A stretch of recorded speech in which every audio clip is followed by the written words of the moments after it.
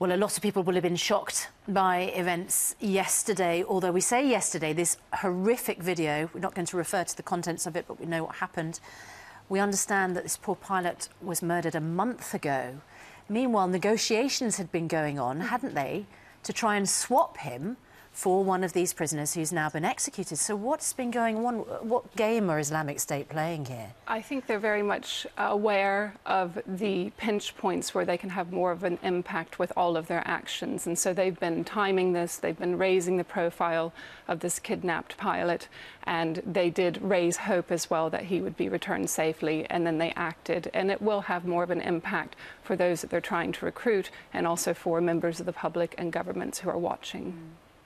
And we were just hearing there about the protests in Jordan. I mean, does this make it more likely that people in Jordan will say, what on earth are we doing in the fight against Islamic State? Or, as Elisa was just mentioning, is there a whipping up of anger? We have to take more action. I think that the public opinion in Jordan was mixed in terms of engaging with the ISIS conflict. However, they have been attacked before. The fact that they already had hostages who had tried to undertake suicide attacks within Jordan meant that there was some support, and I suspect that this will generate even greater public support. Is there any way to predict ISIS reaction to the execution of these two? No, they tend to be selecting a broad range of targets at the moment. So not only are they going for civilian targets, they're also going for media targets with the journalists. And this is very much a government military-based target. So their message is trying to say, we can reach all of you.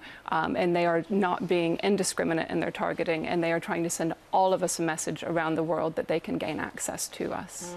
All right. Yeah, Dr. Brooke Rogers, thank you ever so much for joining us this morning.